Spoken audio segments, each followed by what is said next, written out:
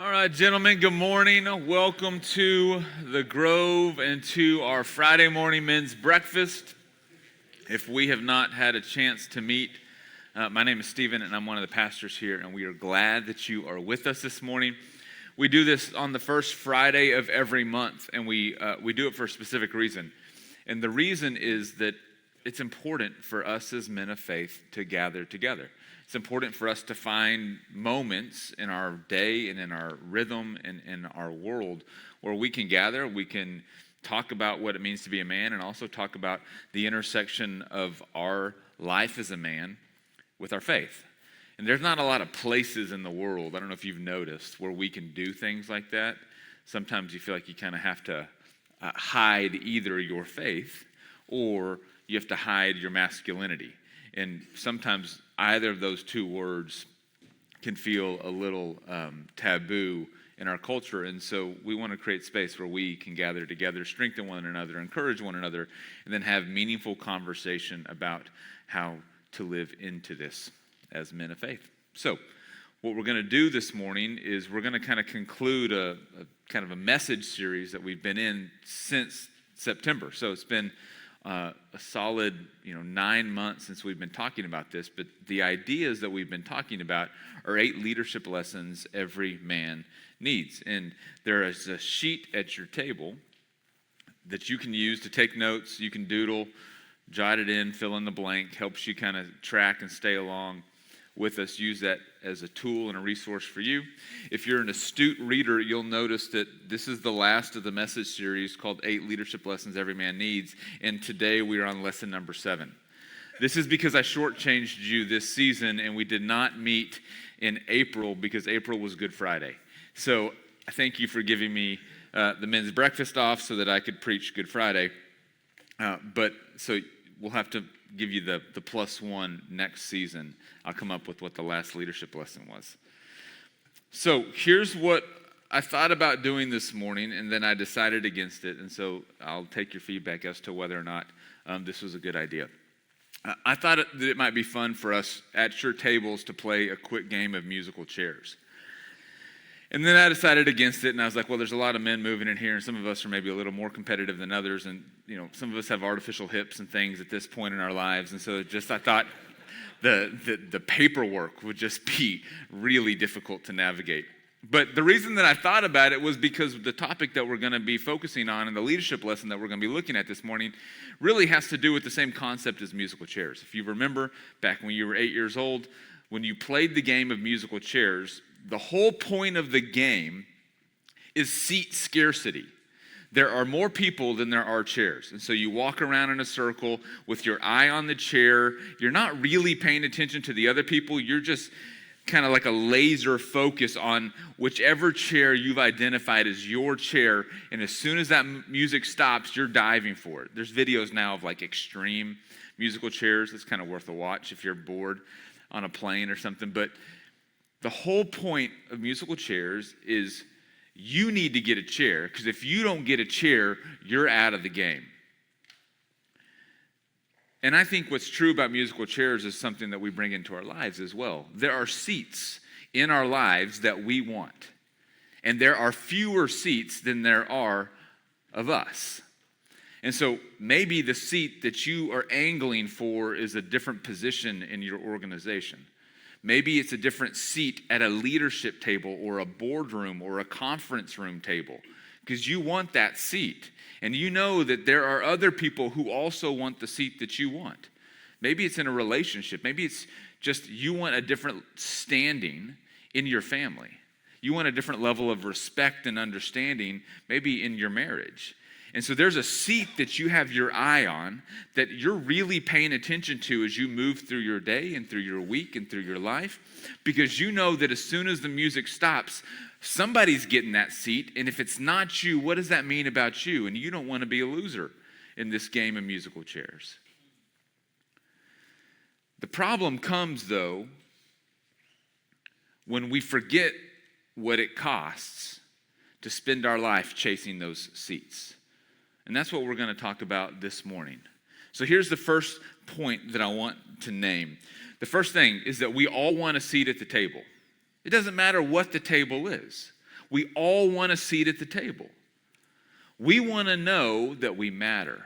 We want to know that we're important. We want to know that we have standing in whatever room or at whatever table we desire. For some of us, there are multiple tables that we want a seat at. We want a seat on that committee. We want a seat on that board. We want a seat at that executive level. We want a seat just of our own because life maybe has challenged us in certain ways, but we're angling for a specific seat. There are seats that we want in our life because we think that if we get the seat, then that says something about who we are. That means something about who we are as people. And sometimes we attach the significance of the seat to our significance as people, which is why musical chairs is an apt metaphor for how we go through life.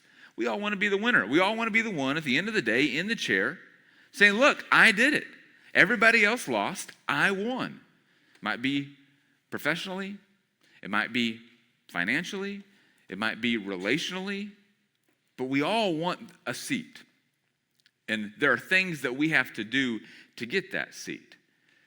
This is not a new problem. This isn't a modern problem. This isn't a 21st century problem. This is a problem that people have been wrestling with, and in particular, men have been wrestling with for thousands of years. The story in the passage in Scripture that we're going to look at comes out of the 22nd chapter of the Gospel of Luke. If you have your Bibles, you can turn them to Luke chapter 22. But I'm going to read it for you, and we're going to have it on the screen behind me. So here's the context to Luke 22. The disciples have just spent 3 years following Jesus. They've been tracking along with Jesus. They've been watching him teach. They've been watching him lead. They've been watching him perform miracles and heal people. And they're getting excited about the potential of what comes next until they have this final meal with Jesus, and Jesus kind of flips everything on its head and tells them that he's going to have to go to the cross and die. And they're gathered at this meal. Jesus has just kind of gone through the Last Supper with them. He's used the language that we use when we take communion. This is going to be my body that's broken for you, take and eat. This is going to be my blood that's poured out for you, take and drink. And then this is what happens next in Luke's gospel, which I think is fascinating. This is in Luke chapter 22, verse 24. A dispute also arose among them as to which of them was considered to be the greatest. A dispute also rose among them. In this moment, after Jesus names that he's going to have to go and die in just a few short hours, the disciples get into a bickering argument over which one of them is going to be the greatest in Jesus' new kingdom. They're arguing over their seat at the table. They want to be great. This is a natural, innate human desire. This is something as men that God has given us. We want to build, we want to create, we want to accomplish, we want to achieve. But we also have to put it in the right context and to steward it in the right way. And this is what Jesus says to them in response to their bickering about who's going to get the seat.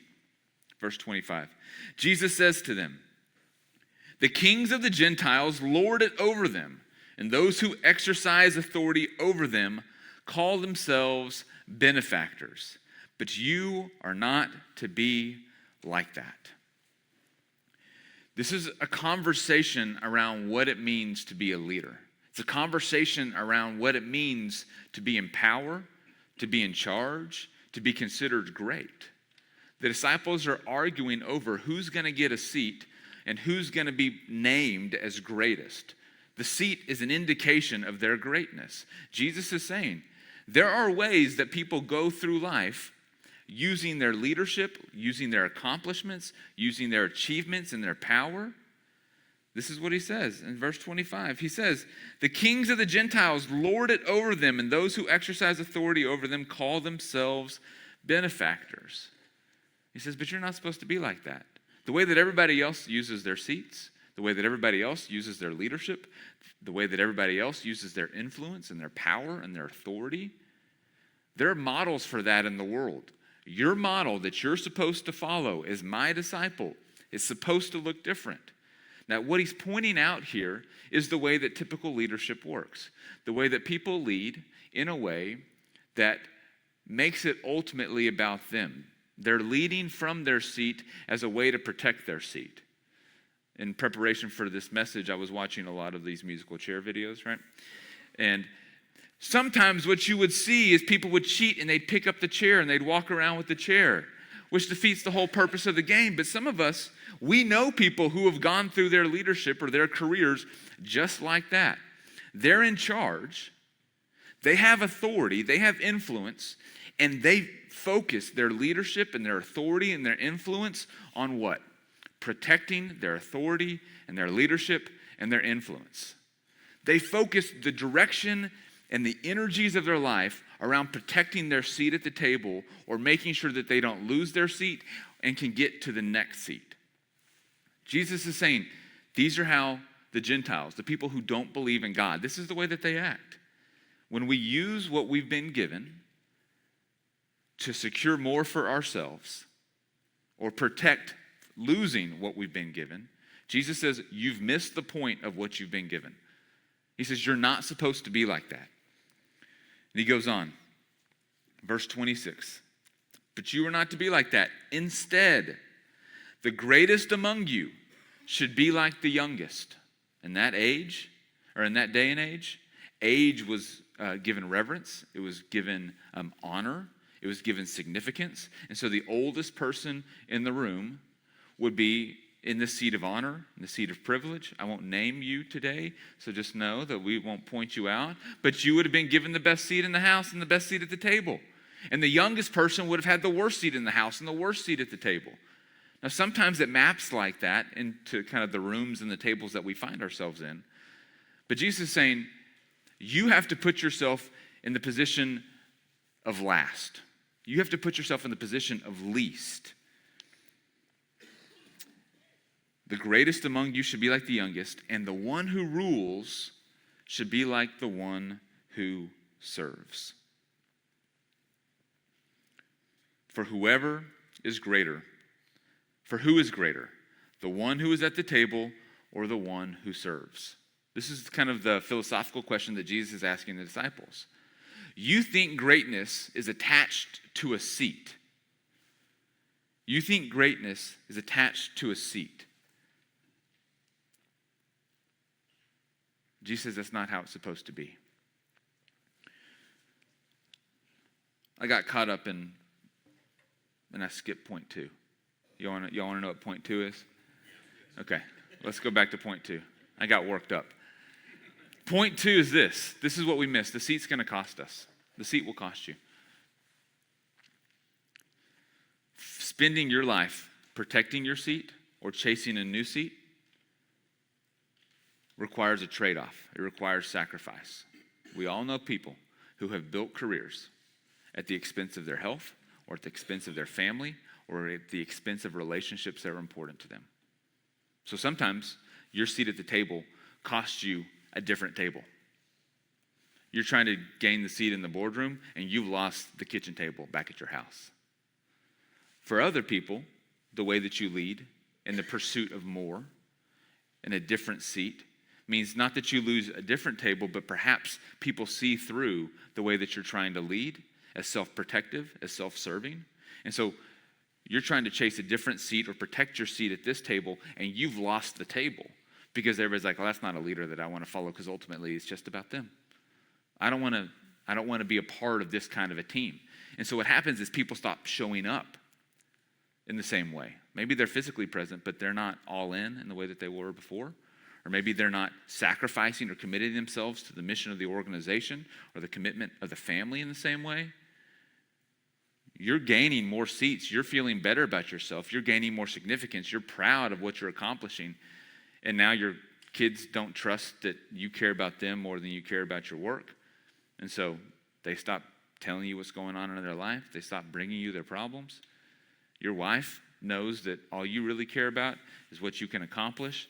And so she's present and she's kind, but maybe she's not honest and vulnerable with you like maybe she once was. This is the temptation that these seats provide, is they think they make us great. but we don't recognize the trade-off and the sacrifice that they're requiring of us. So Jesus says this is not the way that, if you're my disciple, that you're supposed to be. This is not the way that you're supposed to act or live. He gives you a different way, which we already started to talk about. For verse 27, for who is greater, the one who is at the table or the one who serves? Conventional wisdom, modern culture, Harvard Business Review would all say the person who is at the head of the table is the greatest. Your seat determines your significance. And Jesus says that is not how it's supposed to be in his kingdom. Everything in God's kingdom is an inversion of the way that it is in this world. And so Jesus uses himself as the example. He asks the question, who's greater, the one at the table or the one who serves? And then he says, but I am among you as one who serves. This was both kind of metaphorical and literal. Jesus, later that night, would go to be arrested, to be tried, to be convicted, to be tortured, and then to be killed on our behalf. And now he is the name that is above every other name. Jesus gives us the model. He shows us what it means to be a leader. He becomes servant of all and becomes greatest of all. He gives us a new definition for what greatness looks like. So, point 3, I stole this from author Simon Sinek. Leaders eat last. If you haven't read this leadership book by Simon Sinek, Leaders Eat Last, it is worth it. It reoriented my leadership early in my career and in my life. Basically, the short version of the principle leaders eat last comes from the Marine Corps and the idea that in the chow hall, the highest ranking officers eat last. So the highest ranking officer in the chow hall will be the last person who eats as they move through the lines. This is not a written rule in the Marine Corps. This is an unspoken rule because it's embedded in a part of their culture. They understand what leadership actually looks like, that you use your position, you use your seat to create space for other people at the table. And think about what happens, whether in your life or your organization or one that you've been a part of, when you've seen a leader lead in this way. What happens when you trust that a leader is more committed to your growth or someone else's development or the betterment of the team than they are their own success, their own accomplishments, or their seat at the table? It changes the culture of an organization.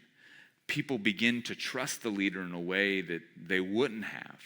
They're committed in a way that they couldn't have been because they know that the leader's not going to sacrifice them for the leader's own benefit. Jesus models this for us perfectly. So the question for us is, what tables are we at and what seats are we chasing?